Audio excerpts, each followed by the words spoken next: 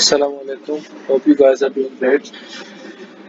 Today, the topic that we are going to read is a new poet, Ezra Pound, and we will read some of his poems, including Life in a Metro Station. But today, we will talk about his style, his modernism, and the new technique that he introduced in modern era. So, we'll talk about Ezra Pound. Ezra Pound, born in 1885 and died in 1972. He was actually an American poet, critic, and intellectual, you can say, who played a significant role in shaping modern poetry. If we talk about brief biography, his early life, he born in USA, then with family he moved to Philadelphia in USA. He attended University of Pennsylvania, one of the most important famous university in the world. And of course in USA, then he went to Hamilton College in New York, and he also earned a master's degree in Romance languages from the University of Pennsylvania. Ezra Pound and his famous technique that he introduced in modern poetry was imagism. The man who shaped modernism, Ezra Pound, you can say. So, in this slide, you can see some of a biography of Ezra Pound.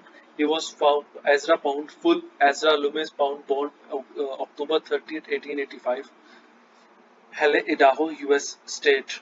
Then he died in Venice, Italy, because at his early age, or sorry, later age, he went to live in Europe. He spent some of his time in Europe as well. That's why he is considered an American poet and also a European.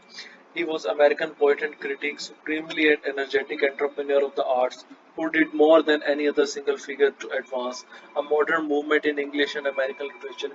He is one of the poets who inspired so many other poets, some big names that you're going to read in American literature as well as in modern time, like William Butler Yeats, known as W.B. Yeats, James Joyce, who introduced stream of consciousness, Ernest Hemingway, an American writer, Robert Frost, American poet, D.H. Lawrence, and of course, the most important famous poet that we discussed in our last lecture. And in our last lecture, I also told you about how T.S. Eliot was an important poet, and Ezra Pound was a person who uh, reread or viewed or critique his work.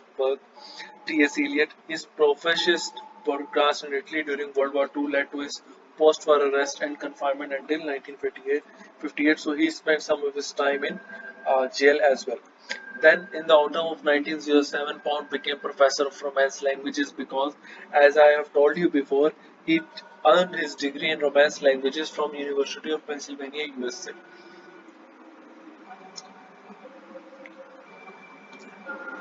Throughout Babish College in Indiana and later at the Regent Street, became a prominent figure in the Imagist movement, advocating for clear, concise language in a poetry. And he was already writing poetry and was affecting a bohemian manner. His career came quickly to an end in February 1908 with Light Luggage and the manuscript of a book of poems. He had been rejected by at least one American publisher, and then he set sail for Europe. When he was getting rejected by American publishers, so he went to Europe. Then Pound was born in a small village, Marytown, Idaho, as we told before. Then also we discussed how he earned his degree from University of Pennsylvania, and then he had been to Europe three times before, the third time alone in the summer of 1906 when he gathered the material for his first three published articles. Raphael's Latin concerning the Latin poets of the Renaissance, and interesting French publications concerning the troubadours, both published in the Book News Monthly, Philadelphia, and A Dream City Old Caslate October issue.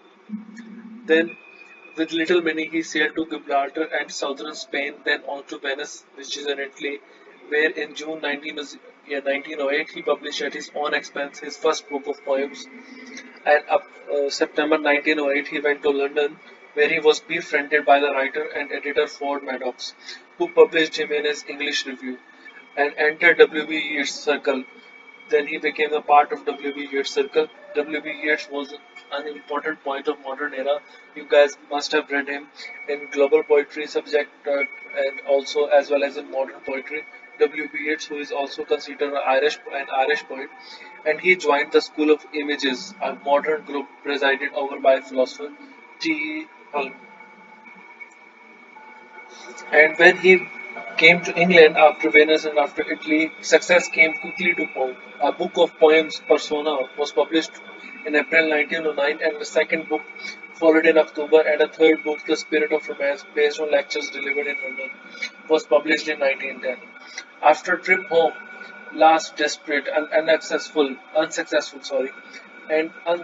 attempt to make a literary life for himself in Philadelphia or New York City, he returned to Europe in February 1911, visiting Italy, Germany, and France, major countries of Europe. Toward the end of 1911, he met an English journalist, Alfred Orry, editor of Socialist Weekly New Age, who opened its pages to him and provided him with a small but regular income during the next 9 years.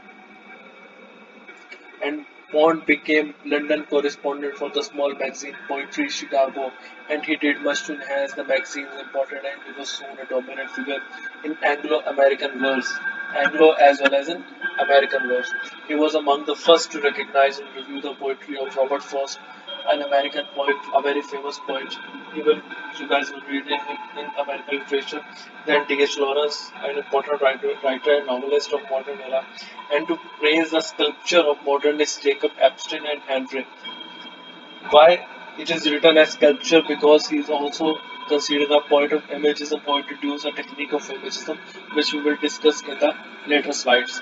As leader of the Imagist movement in 1912 to 1914, successor of the School of Images, he drew up the first Imagist manifesto with its emphasis on direct and sparse language and precise images in poetry.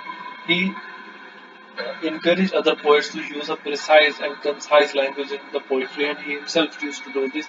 That's why he's considered one of the most important poets of modern era who actually shaped the modern writings, modern poems, and modern writers. See, as you can see, a sharper of modern literature because through his tragedies, W.B. Yeats, he had already become famous. Pound succeeded in persuading him to adopt a new learned style of poetic composition because he introduced many new poetic styles in his poetry. And in 1914, the year of his marriage to Dorothy Shakespeare, daughter of Yeats' friend Olivia Shakespeare, he began a collaboration with the then unknown James, it is written, because later he became one of the most important writer of that time, introducing a very important technique of modern era, James Joyce, and later introduced by Virginia Woolf. As unofficial editor of the Egoist London and later as London editor, he started with the publication to Joyce novels Portrait of the Artist as a Young Man and Ulysses Portrait of the Artist as a Young Man. This novel you guys have read in modern novel written by James Joyce and spreading Joyce's name and securing financial assistance for him. In that same year, he gave T.S. Eliot a similar start in his career as poet and as critic.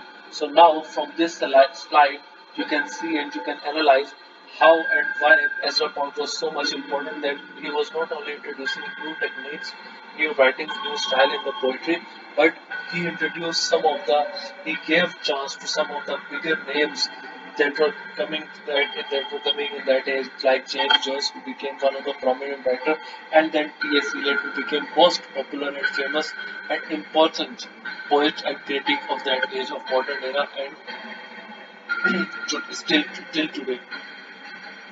And he continued to publish his own poetry in different publishing articles. And he also writes few volumes of Japanese no plays. Some of the quotations I have added in the slides by Ezra Pound. Great literature is simply language charged with meaning to the utmost possible degree. Then another, real education must ultimately be limited to men who insist on knowing the rest is mere sheep-herding. Sheep-herding. Literature is news that stays news. So now we will read about some of the major contributions that we were discussing before. That what were the major contributions that were introduced by Ezra Pound. More than any other writer, he was responsible for dramatic changes occurring with poetry. We have discussed this. Then he urged writers to make it new, to introduce new writings, to introduce new styles, introduce new vocabulary. He influenced other writers to discard traditional forms, techniques, and ideas that were being used in Victorian era and before that ages.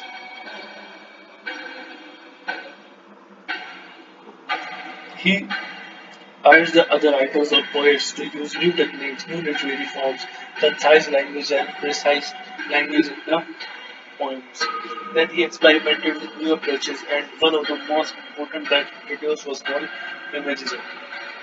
So you can see the poetry in pictures. That these are three of the pictures that is written in the poetry style because, as you can see, images, poets who use images to show or to write a poetry. Images poets focus their writing on simple images. Like you can see by using the simple images, they try to write some poem. They attempted to use words to paint pictures in their readers' minds. These are three of the examples. So what is imagism? That is so much important and we are discussing and it is mentioning again and again. A poetic movement established in 1912 by American and English poets Ezra Pound, Peter Pritchard and French. Inspired by the critical views of T. Hill in response to the careless thought and romantic optimism he saw prevailing in the literary arena.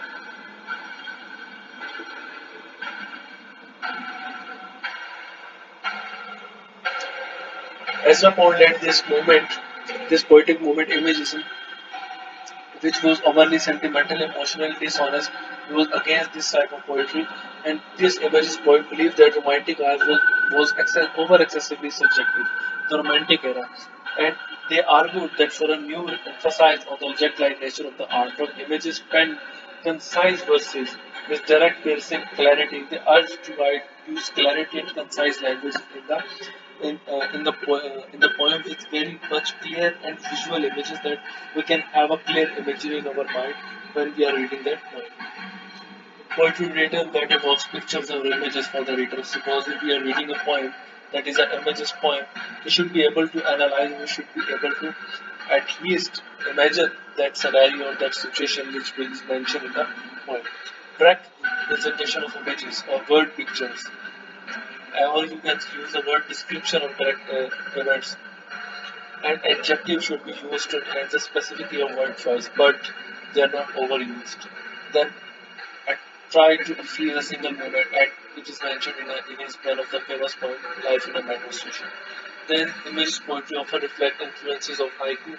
Haiku is a style or form of poetry used in Japanese poetry.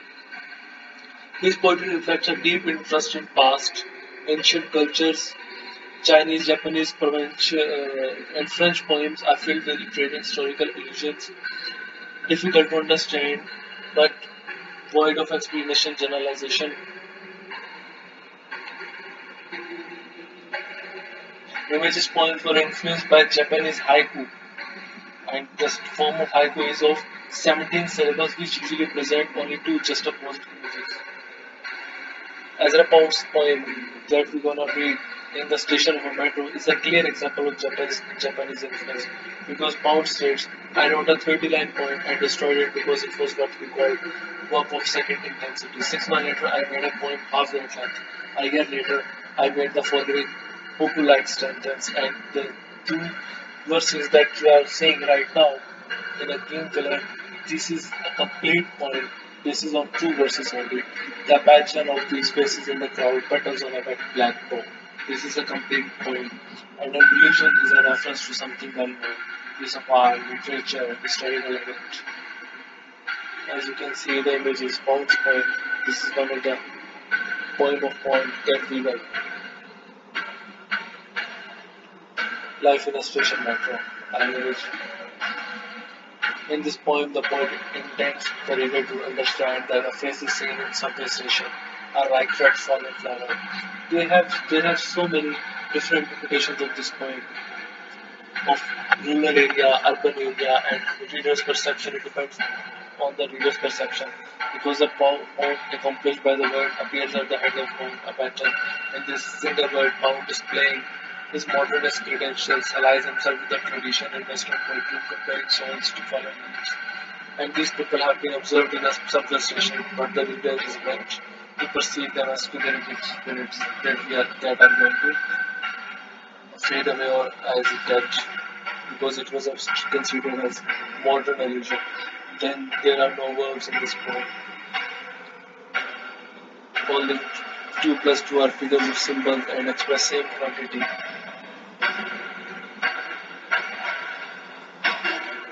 So that was all. Hope you guys understand.